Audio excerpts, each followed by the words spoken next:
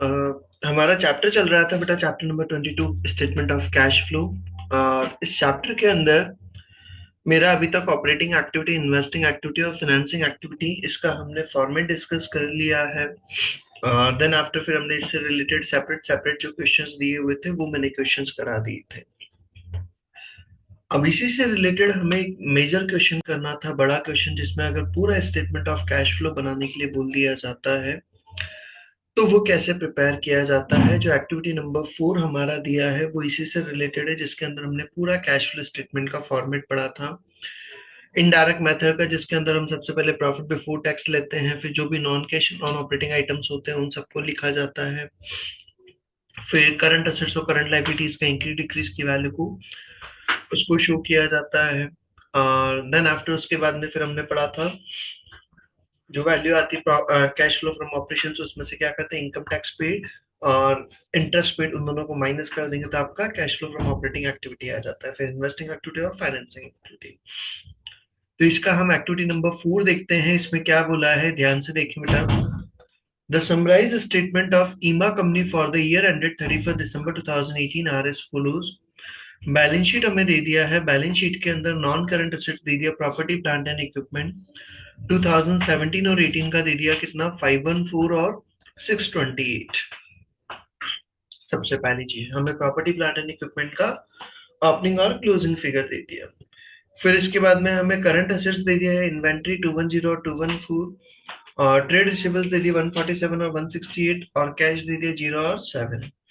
Equity की अगर हम बात करें तो इक्विटी के अंदर शेयर कैपिटल दे दिया 200 और 250, शेयर प्रीमियम दे दिया 60 70, रिटेन अर्निंग्स दे दिया है आपको 282 और 314, और रिवैल्यूएशन सरप्लस दे दिया 100 और 110। रिवैल्यूएशन सरप्लस दे रखा है 100 से 110 हो रहा है। मतलब कि क्या हुआ बेटा, इसमें रिवैल्यूएशन सरप्लस में आपने एसेट्स का रिवैल्यूएशन किया होगा, रिवैल्यूएशन पर गेन हुआ होगा क्या बेटा। यहाँ पर 100 से रिवैल्यूएशन सरप्लस कितना हो रहा है, 110, मतलब कि आपका रिवैल्यूएशन गेन हुआ है।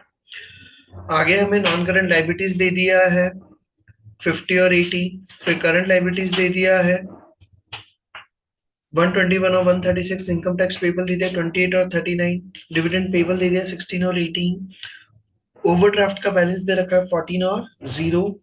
ये हमें बैलेंस शीट का पार्ट दे रखा है एसओएफपी का। इसके बाद में फिर हमें पीएनएल दे दिया, पीएनएल के अंदर रेवेन्यू दे दिया 600, कॉस्ट ऑफ सेल्स दे दिया, gross profit, other expenses including depreciation of 42,000, जिसके अंदर डेप्रिसिएशन में इंक्लूडेड है कितना, 42,000 का। Just a minute.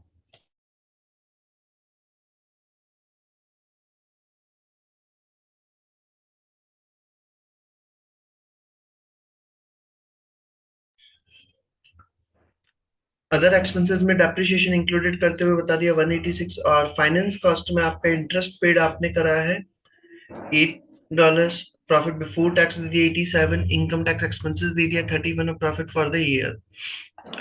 इसके अलावा रिटेन अर्निंग्स के अंदर हमें बता रखा है आपका रिटेन अर्निंग्स का ओपनिंग बैलेंस रखा हुआ था कितना, 282, प्रॉफिट फॉर द ईयर बता रखा है 56, डिविडेंड आपने पे करा हुआ है कितना, 24 का। फिर इसके अलावा आपको दे रखा है balance at the end of year 314। इसके अलावा हमें और क्या बोला, you are additionally inform that there have been no disposal of the property plant and equipment during the year. कोई प्रॉपर्टी प्लांट एंड इक्विपमेंट का डिस्पोजल नहीं हुआ, मतलब कोई प्रॉपर्टी प्लांट एंड इक्विपमेंट्स को आपने सेल नहीं किया है। The new debentures were issued on 1 जनवरी 2018, और जो न्यू डिवेंचर आपने इशू करे थे वो कब करे थे, 1 जनवरी 2018, मतलब beginning of the year, year के स्टार्टिंग में आपने क्या कर दिया, डिवेंचर इशू कर दिए हैं। आपसे बोला क्या है, produce statement of cash flow for Ema company for the year ended 31 December 2018। आपको 31 दिसंबर 2018 के लिए क्या करना है, कैश फ्लो स्टेटमेंट बनाना है। अब एग्जाम में आपके अगर कैश फ्लो स्टेटमेंट बनाने के लिए आता है तो आपको ये नहीं तो कि पूरा स्टेटमेंट लिखना है, नोट डाउन करना है, वो चीज नहीं करना रहेगा। वो कैश फ्लो स्टेटमेंट ऑलरेडी बना हुआ आएगा, then you have to only write the figures. Like यहाँ पर हमें कर रखा है cash flow from operating activities, उसके अंदर प्रॉफिट बिफोर टैक्सेशन एडजस्टमेंट्स वगैरह वो सब कुछ लिखा हुआ है। ये सारी चीजें हमें निकालनी है। तो हमें सबसे पहले यहाँ पर क्वेश्चन में उन्होंने ये तीन चीज बनानी है हमें, एक तो प्रॉपर्टी प्लांट एंड इक्विपमेंट, एक इनकम टैक्स पेबल अकाउंट और एक डिविडेंड पेबल अकाउंट। तो फर्स्ट ऑफ ऑल हम यहाँ पर ये चीज बना लेते हैं ताकि एक अकाउंट हमारा खत्म हो जाए। तो प्रॉपर्टी प्लांट एंड इक्विपमेंट की अगर मैं बात करूं तो इसका ओपनिंग बैलेंस किधर आएगा, डेबिट साइड में। तो हमारे यहाँ पर फर्स्ट ऑफ ऑल लिखा बैलेंस बीडी, और जो क्लोजिंग बैलेंस होगा वो हमारा आएगा क्रेडिट साइड में, बैलेंस सीडी। अब हम ओपनिंग और क्लोजिंग बैलेंस देखें, प्रॉपर्टी प्लांट एंड इक्विपमेंट का ओपनिंग और क्लोजिंग बैलेंस कितना कितना दे रखा है। ये हमारा ओपनिंग बैलेंस है 2017 का फिगर जो है वो क्या हो जाएगा बेटा, ओपनिंग बैलेंस और 2018 का क्लोजिंग बैलेंस। तो कितना कितना दे रखा है, 514 और 628।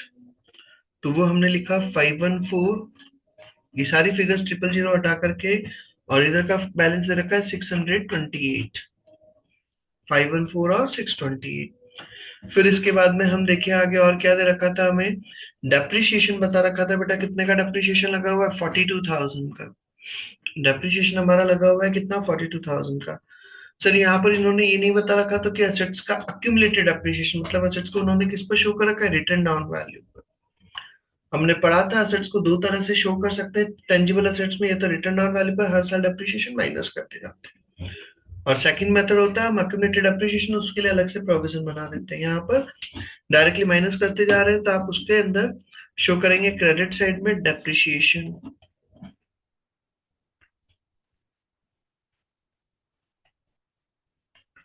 और डेप्रिसिएशन आ जाएगा कितना, 42। मेरी एसेट स्टार्टिंग में रखी हुई थी 514 की, आपका डेप्रिसिएशन लग गया कितने का, 42 का, और एंड में रखा है कितना, 628। इसके अलावा हम अगर बात करें तो हमने एसेट्स का रीवैल्यूएशन करा था, और रीवैल्यूएशन करने पर हमें क्या हुआ था बेटा, यहाँ पर हमने देखा था रीवैल्यूएशन पर सरप्लस में 100 से कितना हो रहा है, 110। 100 से कितना हो रहा है, 110, मतलब कि एसेट्स का आपने रीवैल्यूएशन करा और रीवैल्यूएशन पर आपको क्या हुआ, गेन हुआ है। तो रीवैल्यूएशन गेन हुआ है तो वो कहाँ पर आ जाएगा, डेबिट साइड में, रीवैल्यूएशन गेन। और वो कैसे निकला, 110 माइनस 100, तो ये 10, और कुछ नहीं दे रखा है इसका। तो टोटल लगा करके डिफरेंस अमाउंट से क्या आ जाएगी हमारी, purchase bank account, purchase balancing figure. तो टोटल लगा करके हम इसका बैलेंस निकालें, 42 प्लस 628, 670 माइनस 514 माइनस 146। आपने मतलब कि property plant and equipments purchase करें कितने, 146 के। पहली चीज, फर्स्ट अकाउंट मेरा बन गया कौन सा, property plant and equipment account. Now come to the second point, income tax payable account. Income tax payable account के लिए वही हमने ये भी पढ़ा था, ओपनिंग बैलेंस को तो हम किधर शो करेंगे, क्रेडिट साइड में, बैलेंस बीडी, और क्लोजिंग बैलेंस होगा तो वो आ जाएगा डेबिट साइड में, बैलेंस सीडी। और जितना भी इनकम टैक्स आप पे करेंगे वो लिखेंगे डेबिट साइड में, कैश अकाउंट, टैक्स पेड। तो बैलेंस बीडी और सीडी अगर हम देखें इनकम टैक्स पेबल का, वो कितना कितना दे रखा है। सबसे पहले तो हमें इनकम टैक्स पेबल का ये लिखा हुआ ओपनिंग और क्लोजिंग बैलेंस दे रखा है कितना, 28 और 39। इनकम टैक्स पेबल का आपका ओपनिंग और क्लोजिंग बैलेंस दे रखा है बेटा 28 और 39, दिस वन। तो हम यहाँ पर मेंशन करेंगे ओपनिंग बैलेंस हो जाएगा 28 और क्लोजिंग बैलेंस हो जाएगा 39।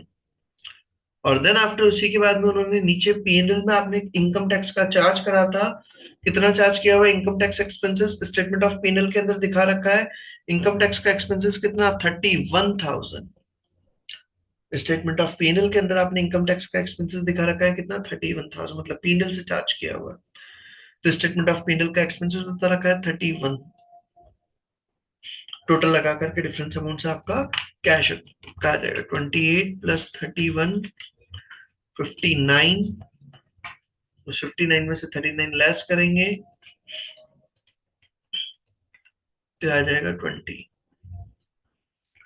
ये आपका हो गया इनकम टैक्स पेबल। देन इसी के बाद में फिर हमारा थर्ड पॉइंट बनेगा डिविडेंड पेबल अकाउंट। पहले वर्किंग नोट्स को कंप्लीट कर दें। Dividend payable same as income tax payable, वही आपका ओपनिंग बैलेंस, बैलेंस बीडी, इधर बैलेंस सीडी, और जो भी आपने रिटेन अर्निंग्स वगैरह डिविडेंड वगैरह पे करा होगा तो वो रिटेन अर्निंग्स के नाम से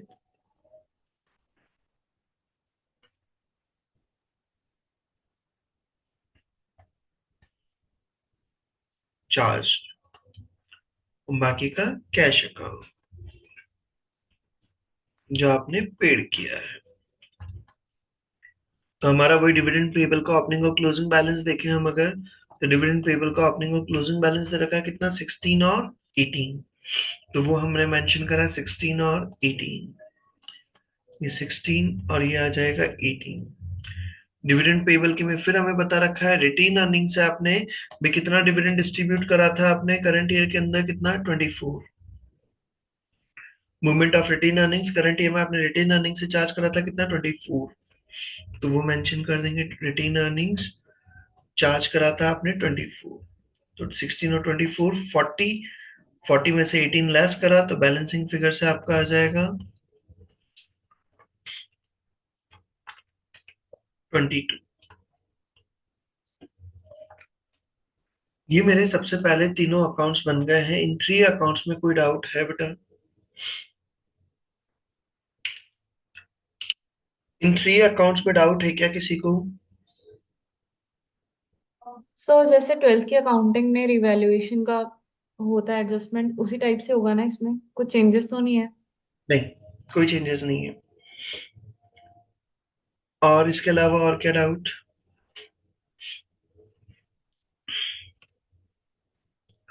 और कोई डाउट है इसमें? सर मतलब जो डिविडेंड पेबल है उसमें मतलब समझ तो आ गया कैसे बना, पर मेरा डाउट ये था कि रिटेन अर्निंग से मैंने 24,000 चार्ज किए और हम्म। कैश पे 22,000 का किया, बाकी 2,000। फिर मेरे पास स्टार्टिंग में भी रखा हुआ था ना बेटा डिविडेंड पेबल का। मैंने क्या करा था स्टार्टिंग में, मेरे पास इतना, मुझे एक्चुअली क्या होता है, प्रीवियस ईयर का इस साल पे करते हैं, फिर इस साल का नेक्स्ट ईयर पे करते हैं, तो वो रेगुलर उसमें चार्ज होता भी रहता है।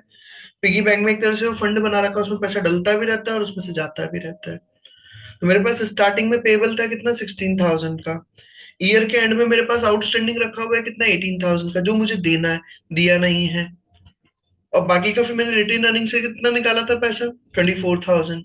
तो 16,000 का तो पहले से रखा हुआ था, 24,000 और निकाले रिटेन अर्निंग से, तो कितना हो गया, 40,000। जबकि मैंने अभी तक 18,000 तो मुझे और देना है, तो कितना दे दिया होगा मैंने, 22,000 का। Getting my point? Yes sir. और बोले इसमें और कोई डाउट है यहाँ तक?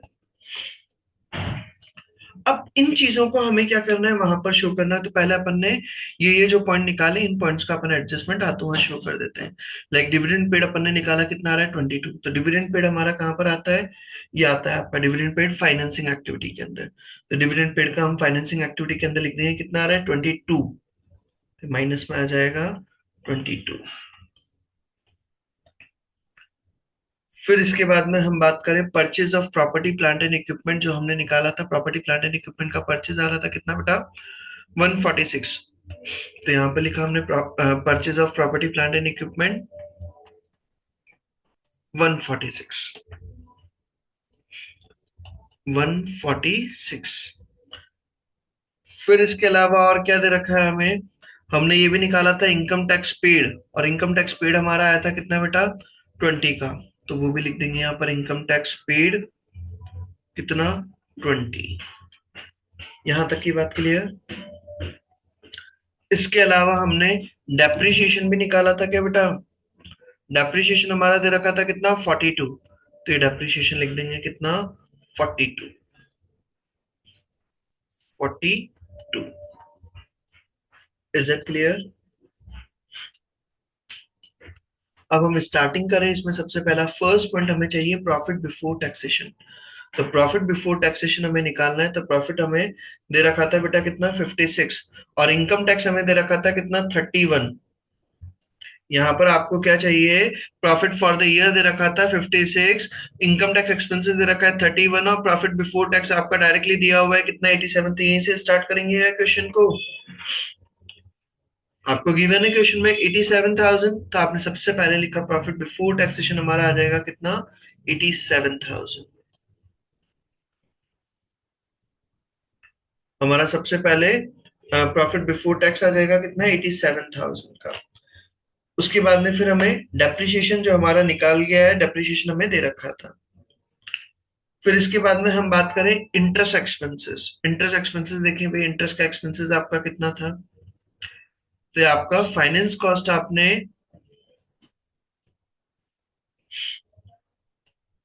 ये दे रखा है, आपको फाइनेंस कॉस्ट इंटरेस्ट पेड करा है आपने कितना 8 का। इसके अलावा और कोई दे रखा है क्या इंटरेस्ट का पॉइंट? नहीं। तो आपको इंटरेस्ट का एक्सपेंसेस भी यही दे रखा है और पेड भी यही दे रखा है, तो एक ही फिगर दे रखी है, तो इसी का एडजस्टमेंट कर देंगे। इंटरेस्ट आपका, आपने पीएनएल से चार्ज भी यही करा है और आपने पे भी यही करा है, और कोई पॉइंट नहीं दे रखा। अगर वो इंटरेस्ट पेड कुछ और अमाउंट देता तो फिर दोनों का अलग अलग शो कर देते हैं। तो इंटरेस्ट का आपका आ जाएगा इंटरेस्ट एक्सपेंसेस कितना 8। यहाँ तक की बात हो गई। तो इन तीनों का टोटल करें अपन 87 प्लस 42 प्लस 8, तो ये हो गया यहाँ तक का टोटल कितना 137। डेप्रिसिएशन भी प्लस होगा, इंटरेस्ट एक्सपेंसेस भी प्लस हो जाएगा। फिर हम बात करें increase in trade receivables. Trade receivables क्या होते हैं? Current assets. और करंट असेट्स का मैंने कल बताया था, करंट असेट्स अगर बढ़ती है तो हम उसको क्या करते हैं, माइनस करते हैं, नेगेटिव रिलेशन। तो ट्रेड रिसीवेबल्स का अगर हम पॉइंट देखें बेटा कितना दे रखा है, 147 से कितना हो रहा है 168। 147 से कितना हो रहा है ट्रेड रिसीवेबल्स 168।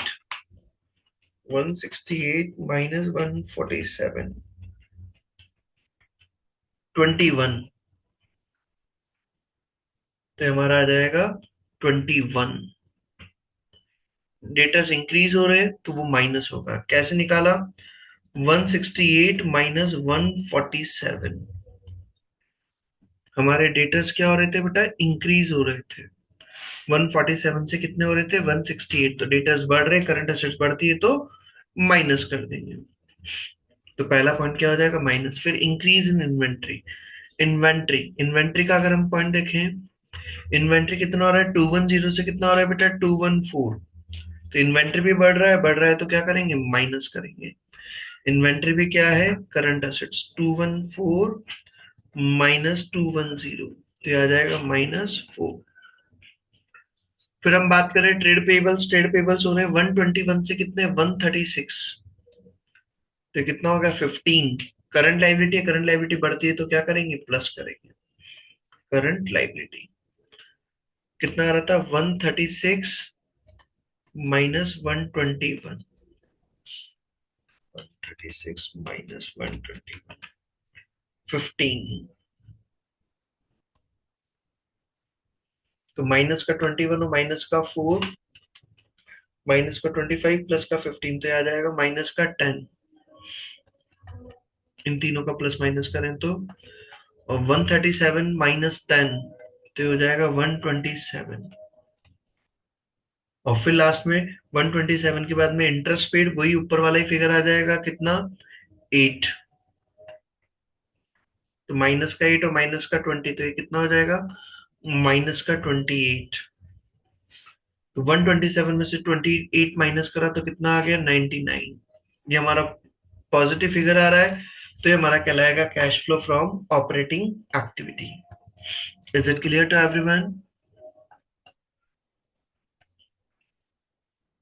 यहां तक का पॉइंट क्लियर है? Cash flow from operating activity आगे मेरा कितना 99। इन्वेस्टिंग एक्टिविटी के अंदर हम बात करें तो इन्वेस्टिंग एक्टिविटी के अंदर एक ही पॉइंट दे रखा था और कुछ पॉइंट दे ही नहीं रखा था हमारा। ऑपरेटिंग एक्टिविटी हमारा निकल गया था। इन्वेस्टिंग एक्टिविटी के अंदर 146 जो हमने निकाला था प्रॉपर्टी प्लांट एंड इक्विपमेंट से, तो इसका आंसर ये हो जाएगा 146 नेगेटिव इन्वेस्टिंग एक्टिविटी का। फाइनेंसिंग एक्टिविटी के अंदर हम बात करें, फाइनेंसिंग एक्टिविटी के अंदर सबसे पहले proceed from issue of shares. तो हम शेयर्स का देखें भी कितने दे रखे थे हमें शेयर्स, आपके 200 से कितने हो रहे थे बेटा 250। शेयर्स आपके 200 से कितने हो रहे हैं, 250, मतलब कि 50,000 के आपने शेयर इशू करे, और आप अगर प्रीमियम देखेंगे तो 60 से कितना हो रहा है, 70,000। मतलब कि जो आपने शेयर इशू करे हैं वो किस पर इशू करे हैं, प्रीमियम पर। कितने प्रीमियम पर, 10,000 के प्रीमियम पर। 50,000 के शेयर आपने इशू करे हैं, और किस पर इशू करे हैं, 10,000 के प्रीमियम पर। तो यहाँ पर हम लिखेंगे proceed from issue of shares. तो आपने जो शेयर इशू करे हैं वो इशू करे हैं किस पर, इशूड एट प्रीमियम। तो प्रीमियम पर इशू करें तो आपका 50,000, तो कैश प्राइस हो जाएगा 50,000। कैसे आया, 250 माइनस 200, और फिर उसके अलावा 10,000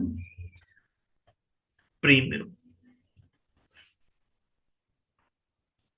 और प्रीमियम कैसे आया, 60,000 माइनस 50,000।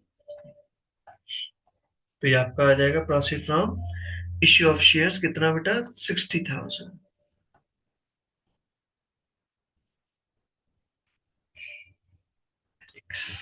70 से 60 से 70 हो रहा था, सॉरी।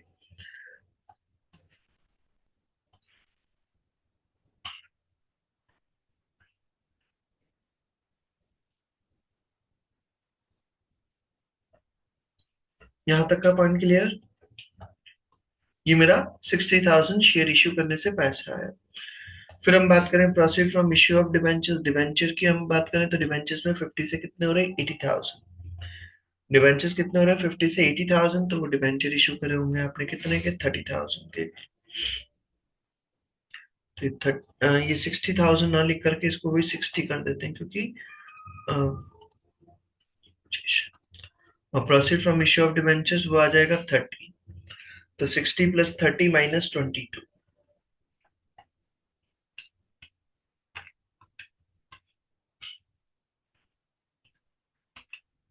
68। तो आपका हो जाएगा 68। Cash flow from financing activity आ जाएगा वही 68। हमारा तीनों एक्टिविटीज का आ गया। Cash flow from financing activity आ गया माइनस का 68, cash flow from operating activity आ गया प्लस का 99, और cash flow from investing activity आ गया माइनस का 146। तीनों का प्लस माइनस करके निकालेंगे net increase in cash and cash equivalent. कैसे, वही तीनों का करेंगे बेटा। आपको ऊपर का दे रखा था ऑपरेटिंग एक्टिविटी का प्लस का 99, इन्वेस्टिंग एक्टिविटी का माइनस में 146, और फाइनेंसिंग एक्टिविटी का 68। तो 99 माइनस 146 माइनस 68, 115। यही आ रहा है क्या बेटा, नहीं, एक सेकेंड, गलत कर रहा सर है। हाँ सर हाँ। फाइनेंसिंग में तो प्लस का आएगा ना। हाँ बेटा हाँ, फाइनेंसिंग में प्लस का आएगा 68। तो 99 माइनस 146 प्लस 68, 21। तो ये हमारा आ जाएगा कितना, 21। ये हमारा नेट इंक्रीज आ गया। और नेट इंक्रीज निकलने के बाद में फिर हमें निकालना होगा cash and cash equivalent at the beginning. तो बिगिनिंग हमें निकालना है, कैश इक्विवेलेंट कितना दे रखा है हमें स्टार्टिंग में, तो कैश हमें दे रखा था स्टार्टिंग में कितना था, 0। कैश हमारा स्टार्टिंग में कितना था, 0। लेकिन हमें यहाँ पर ओवरड्राफ्ट बैलेंस दे रखा था। ओवरड्राफ्ट कितना हो रहा था, 14। तो ओवरड्राफ्ट भी यहाँ पर क्या माना जाता है, it's a part of cash equivalent. आपका नेगेटिव बैलेंस हो गया, पार्ट ऑफ कैश इक्विवेलेंट। ये आपका क्या माना जाएगा, नेगेटिव बैलेंस। मतलब कि आपका जो ओपनिंग बैलेंस है वो कितना हो जाएगा, 14 नेगेटिव में हो जाएगा, 0 और माइनस का, नहीं, 0 प्लस माइनस का 14। तो ये क्या हो जाएगा, माइनस का 14। ये हमारा क्या हो गया, cash and cash equivalent at the beginning. Cash का बैलेंस कितना था, 0, और ओवरड्राफ्ट का बैलेंस था माइनस का 14। फिर cash and cash equivalent eight the end of year. And of year निकालना है हमें, तो वही क्लोजिंग बैलेंस अगर हम देखें ओवरड्राफ्ट का कितना हो गया, 0। और कैश का बैलेंस अगर हम देखें तो वो दे रखा है कितना, 7। तो 7 प्लस 0,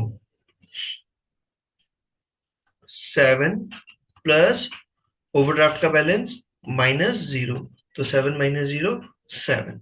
और अगर हम 21 में से 14 लेस करें तो उसमें भी कितना आ रहा है 7। 21 में से 14 लेस करें तो भी कितना आ रहा है 7, और अगर हमने वैसे निकाला तो वो भी 7 आ रहा है, मतलब कि हमारा आंसर करेक्ट है। ये मेरा कैश फ्लो स्टेटमेंट बन गया है इनडायरेक्ट मेथड से। आपको एग्जाम में जनरली जो क्वेश्चन आता है तो वो पूरा कैश फ्लो स्टेटमेंट ना बनाने के लिए बोल करके वो कोई पर्टिकुलर पॉइंट बनाने के लिए बोलते हैं, लाइक ऑपरेटिंग एक्टिविटी बनाने के लिए बोल दिया, या इन्वेस्टिंग एक्टिविटी या फाइनेंसिंग एक्टिविटी, उससे रिलेटेड कैलकुलेशंस पूछी जाती है जनरली, बट पूरा क्वेश्चन भी पुट अप किया जा सकता है, तो उसके लिए आपको ये प्रैक्टिस होना चाहिए। यहाँ तक का पॉइंट क्लियर है बेटा? इसमें देख लो, इस क्वेश्चन में अगर कोई डाउट हो तो बोले। किसी को भी अगर इस क्वेश्चन में डाउट है तो बोले बेटा। हर्षित, हर्षप्रीत, निशिता, पलक। No sir. तो बेसिकली अगर हम इसको देखें भी सही तो वैसे हमने इसमें मेजरली जो टॉपिक कवर अप किया है वो मेजरली टॉपिक हमारा वही टॉपिक था जो हमने क्लास 12 के अंदर पढ़ा है, बस यहाँ पर इंटरेस्ट का ट्रीटमेंट थोड़ा सा डिफरेंट था, बाकी मेजरली टॉपिक्स का वही कवर अप किया हुआ है। तो ये मेरा क्वेश्चन हुआ है कौन सा, इनडायरेक्ट मेथड से। इसी के अंदर फिर हमारा आता है next point, cash flow from operating activities using the direct method.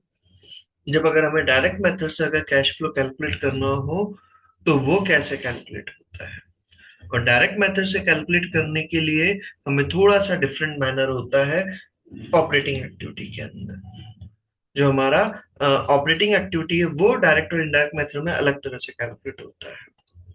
Investing and financing activity, ये मैंने पहले भी बता दिया, investing and financing activity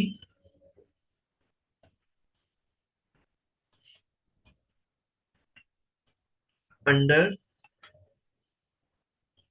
both direct and indirect method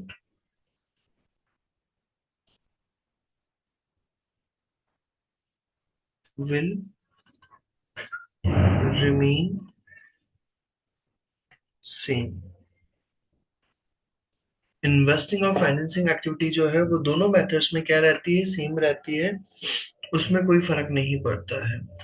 operating activity के अंदर इसमें थोड़ा सा वेरिएशन आता है। ऑपरेटिंग एक्टिविटी के अंदर जब हमें कैलकुलेशन करनी होती है तो इसमें हम फिर डायरेक्टली कैलकुलेशंस करना स्टार्ट करते हैं। इसमें हम बॉटम टू टॉप ना जा करके टॉप टू बॉटम आना स्टार्ट करते हैं। कैसे हम उसको कवर अप करेंगे? डायरेक्ट मेथड के अंदर बहुत इजी सा मेथड हो जाता है। इसके अंदर हमें मेनली तीन चीजें लेनी होती हैं। जब हमें कैलकुलेशंस करनी है, cash flow from operating activity निकालना है, तो cash receipts from customers, customer से कितना कैश रिसीव हुआ, cash payment to suppliers and employees, आपने सप्लायर्स को कितना पेमेंट किया, एम्प्लॉयज को कितना पे किया, या फिर आपने एक्सपेंसेस वगैरह का पेमेंट करा, और expenses, cash payment to supplier और एम्प्लॉयज और फॉर एक्सपेंसेस, वो सारा माइनस कर देंगे तो आपका आ जाएगा कैश जनरेटेड फ्रॉम ऑपरेशंस, और उसमें इंटरेस्ट पेड और इनकम टैक्स पेड वगैरह माइनस कर देंगे तो आपका आ जाएगा cash flow from operating activity. बहुत इजी सा टॉप पॉइंट। जब हमें डायरेक्ट मेथड से अगर कैलकुलेशंस करनी है तो क्या क्या लेना है,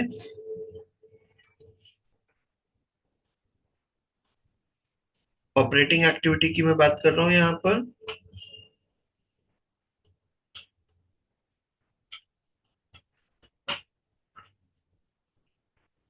सबसे पहला पॉइंट लेंगे हम, cash generated from operations, sorry, cash received from debtors बोल दे हम, या हम बोल दें ट्रेड रिसीवेबल्स।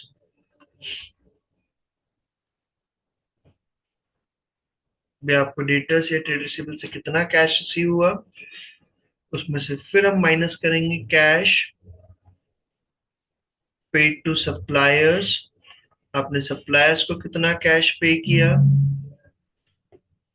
और फिर उसी के साथ में आता है cash paid to employees, employees को आपने कितना कैश पे किया, और उसी के साथ में आता है कैश पेड फॉर एक्सपेंसेस। ये तीनों को हम एक साथ ही शो कर देते हैं, कैश पेड वाले सारे। तो यहाँ तक का ये जो प्लस माइनस करके जो आपका फिगर आता है उसको हम कहते हैं कैश जनरेटेड फ्रॉम ऑपरेशंस।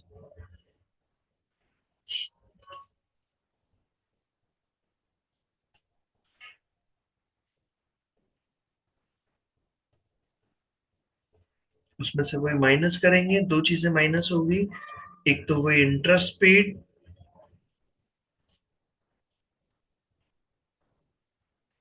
और सेकंड थिंग टैक्स पेड। तो आपका जो फाइनल फिगर आता है वो कहलाता है cash flow from operating activity. Cash flow from operating activity वो चीज हमारा कहलाता है। सर ये कैश रिसीव्ड फ्रॉम डेटर्स अगर हमें कैलकुलेट करना है तो उसके लिए हमें डेटर अकाउंट बनाना होता है। जब हमें अगर कैश रिसीव्ड फ्रॉम डेटर्स अगर हमें फाइंड आउट करना है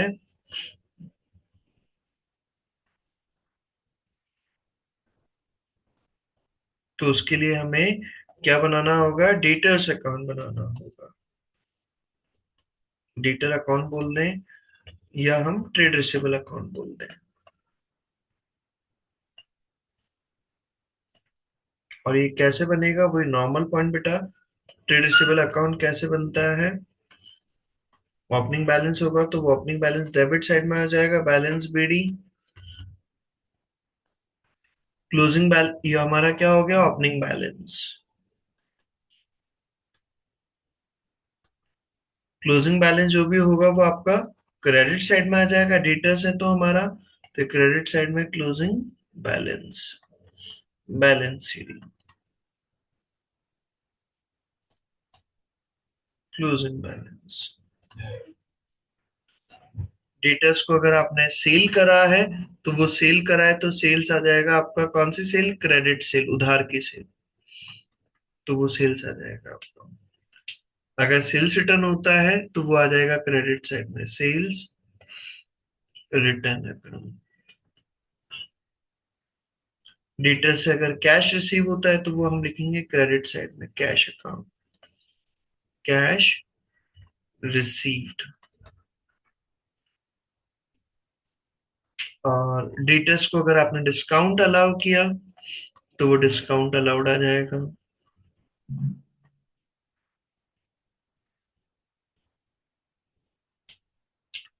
और मेनली बस यही पॉइंट आते हैं। एक्चुअली क्या करेगा वो, दो तीन पॉइंट दे देगा, ओपनिंग बैलेंस दे दिया, क्लोजिंग बैलेंस दे दिया, सेल दे दिया, वो कैश रिसीव पूछ लेगा, सेल्स रिटर्न दे दिया, सेल आपसे कैश रिसीव पूछ लिया जाएगा, तो वो डिफरेंस अमाउंट से हमारा क्या आ जाएगा, बैलेंसिंग फिगर से। तो ये तो हमारा बनेगा कौन सा, कैश रिसीव्ड फ्रॉम डेटर्स। और सेकंड पॉइंट हमारा आता है कौन सा, कैश पेड टू सप्लायर्स अगर मुझे निकालना है।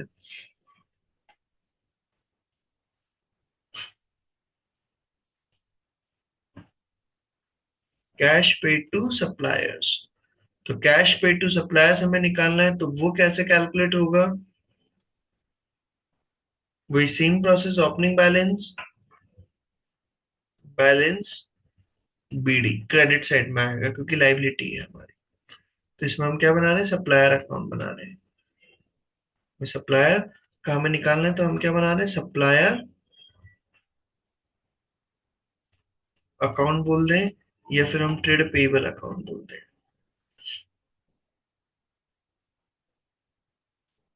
Balance BD, opening balance.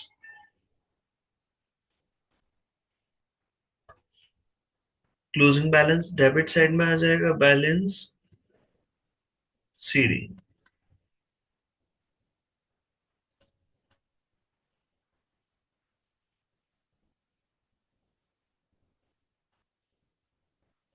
Closing balance. इसके बाद में परचेज अगर हमने करा है तो परचेज करा है तो किधर लिखेंगे, क्रेडिट साइड में, परचेज, क्रेडिट परचेज। और अगर परचेज रिटर्न करते हैं तो वो आ जाएगा डेबिट साइड में,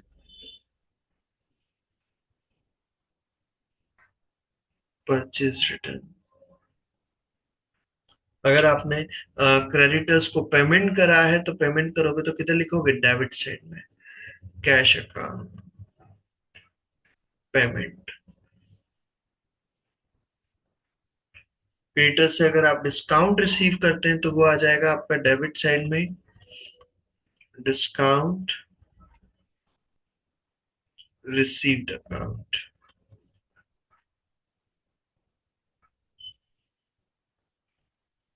ये जिसमें आपका क्या बन जाएगा, कैश पे टू सप्लायर्स अकाउंट। सप्लायर्स को भी कितना कैश पे करा। सेम चीज आपका एम्प्लॉयज को अगर आपने कितना पेमेंट करा तो भाई स्टार्टिंग में कितना पैसा देना था। आपका एक्सपेंसेस आपको अगर निकालना है, कैश पेड फॉर एक्सपेंसेस या एम्प्लॉयज अगर हमें फाइंड आउट करना है तो वो चीज कैसे कैलकुलेट होगा।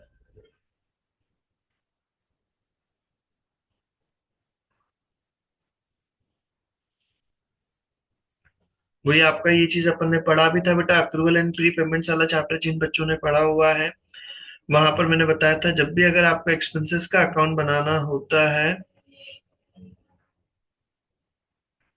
तो ओपनिंग बैलेंस हमेशा अगर डेबिट साइड का अगर है, आउटस्टैंडिंग ओपनिंग बैलेंस दे रखा है तो वो हमारा आ जाएगा डेबिट साइड में, आउटस्टैंडिंग एक्सपेंसेस का ओपनिंग बैलेंस। और अगर प्रीपेड एक्सपेंसेस का ओपनिंग बैलेंस दे रखा है, एक सेकंड गलत लिख दिया, प्रीपेड एक्सपेंसेस का ओपनिंग बैलेंस होगा तो वो हमारा आ जाएगा डेबिट साइड में। और आउटस्टैंडिंग एक्सपेंसेस का अगर ओपनिंग बैलेंस है तो वो आ जाएगा क्रेडिट साइड में, बैलेंस बीडी, आउटस्टैंडिंग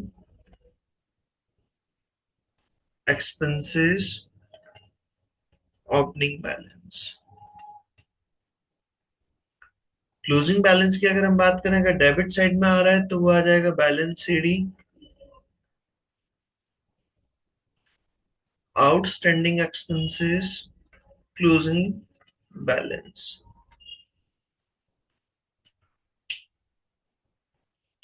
और अगर प्रीपेड एक्सपेंसेस का क्लोजिंग बैलेंस दे रखा है तो वो लिखेंगे हम क्रेडिट साइड में, balance CD, prepaid expenses closing balance. जितना भी आप एक्सपेंसेस का पेमेंट करेंगे तो उसको हम लिखेंगे डेबिट साइड में, कैश अकाउंट, एक्सपेंसेस पेड। बाकी का डिफरेंस अमाउंट से क्या आ जाएगा हमारा, P&L का, charge from statement of P&L। ये मेरा क्या बनेगा, एक्सपेंसेस अकाउंट। बेसिकली तीन पॉइंट्स हमें बनाने होते हैं जब आपको डायरेक्ट मेथड निकालना है। तो कैश रिसीव फ्रॉम कस्टमर्स आपको उससे निकल जाएगा, और कैश पे टू सप्लायर और उससे रिलेटेड आपको इन्फॉर्मेशन से ये अकाउंट बना करके इन्फॉर्मेशन निकालनी होती है भाई आपने कैश कितना पे करा है। इसमें प्रॉफिट वगैरह का और इनों का रूल नहीं होता, इसमें हम डायरेक्टली इसी से स्टार्टिंग करते हैं और लास्ट में इंटरेस्ट पेड और टैक्स पेड को माइनस कर देंगे तो आपका फिगर आ जाएगा cash flow from operating activity.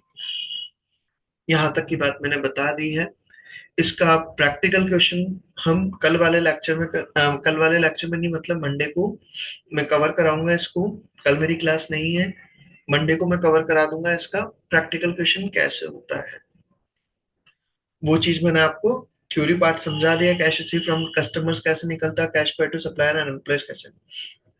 इसका एक्टिविटी नंबर 5 हमें करना है, तो वो मैं कल मंडे को करा करके, और इसका ये एडवांटेज डिसएडवांटेज वगैरह वो थोड़ा सा बाकी है, तो वो चीज करा करके हम मंडे को चैप्टर फिनिश कर देंगे। Is it clear? यहाँ तक का आज आप चैप्टर को कंप्लीट करें बेटा, बाकी का पोर्शन हम मंडे को करते हैं, इसके आगे का पोर्शन। ओके बेटा, थैंक यू एवरीवन। हाँ बोले बेटा ओके पलक। सर। हाँ बोले पलक।